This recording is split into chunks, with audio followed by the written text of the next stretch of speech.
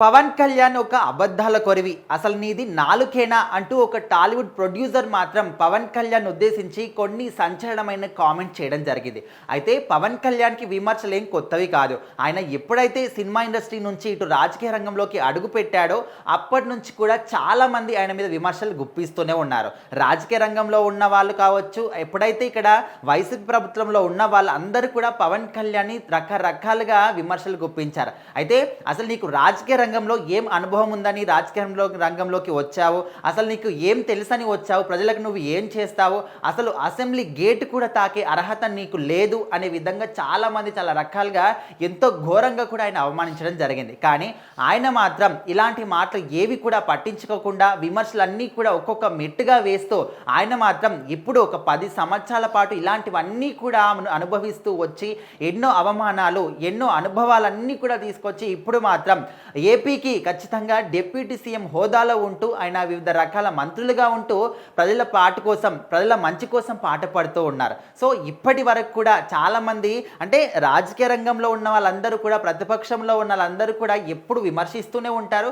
కానీ పవన్ కళ్యాణ్ గారు మాత్రం ఎప్పుడు కూడా ఆ విమర్శలన్నీ కూడా పట్టించుకోకుండా ఆయన పనేంటో ఆయన చేసుకుంటూ పోతున్నారు. అంటే డిప్యూటీ సీఎంగా ఆయన బాధ్యతలు ఏంటి, ప్రజలకు ఆయన ఏం చేయాలి, ఎలాంటి ఉద్దేశాలు తీసుకోవాలి, ఎలాంటి నిర్ణయాలు తీసుకోవాలి, ఎక్కడ ఏ పని చేయాలి అన్నీ కూడా పర్ఫెక్ట్గానే చేసుకుంటూ వెళ్తున్నాడు.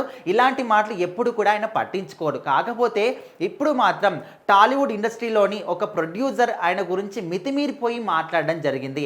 అసలు పవన్ కళ్యాణ్ అబద్ధాల కొరివి, అసలు ఆయనది నాలుకేనా, అసలు ఏది పడితే అది మాట్లాడుతుంటాడు, ఎక్కడ పడితే ఏదేదో మాట్లాడుతుంటాడు అనే విధంగా ఆ వ్యక్తి మాత్రం మాట్లాడడం జరిగింది. ఆయన ఎవరో కాదు, చిట్టిబాబు. సో ఆయన మాట్లాడిన మాటలు ఇప్పుడు సోషల్ మీడియాలో తెగ చక్కర్లు కొడుతూ ఉన్నాయి. ఎన్నికల్లోకి రాకముందు ఒక విధంగా మాట్లాడతావు, ఇక్కడ గెలుపొందిన తర్వాత ఇంకో విధంగా మాట్లాడతావా? ఎన్నికల్లోకి అంటే ఎన్నికల కన్నా ముందు నువ్వు చెప్పిన మాటలేంటి? 32,000 మంది అమ్మాయిలు మిస్ అయ్యారని చెప్పారు. సో ఇప్పుడు వాటి గురించి ఎవరైనా ఎక్కడైనా మాట్లాడుతున్నారా? మరి ఆ అమ్మాయిలందరూ కూడా ఎక్కడ వెళ్ళిపోయారు? మాయమైపోయారా? అండ్ అదేవిధంగా పవన్ కళ్యాణ్ ఎప్పుడైతే ఎన్నికల ప్రచారంలో మాట్లాడిన మాటలు హిందువుల వల్లనే మత రాజకీయాలు పుట్టుకొస్తున్నాయి, మత కల్లోహాలు పుట్టుకొస్తున్నాయి అనే విధంగా మాట్లాడిన నువ్వు ఇప్పుడు హిందువుల తరంటే ఒక సనాతనిగా మారిపోయి ఇతర మతాల గురించి మాట్లాడుతున్నావు అనే విధంగా చిట్టిబాబు మాత్రం మాట్లాడడం జరిగింది. ఏదేమైనప్పటికీ పవన్ కళ్యాణ్ గురించి ఇప్పుడు ఆయన ప్రపంచవ్యాప్తంగా, దేశవ్యాప్తంగా కూడా, ముఖ్యంగా అటు కేంద్రంలో కూడా మంచి సపోర్ట్ ఉంది. ఎక్కడికి వెళ్ళినా కూడా ఆయన మాటలు వినడానికి కొన్ని వందల మంది తరలి వస్తూ ఉన్నారు.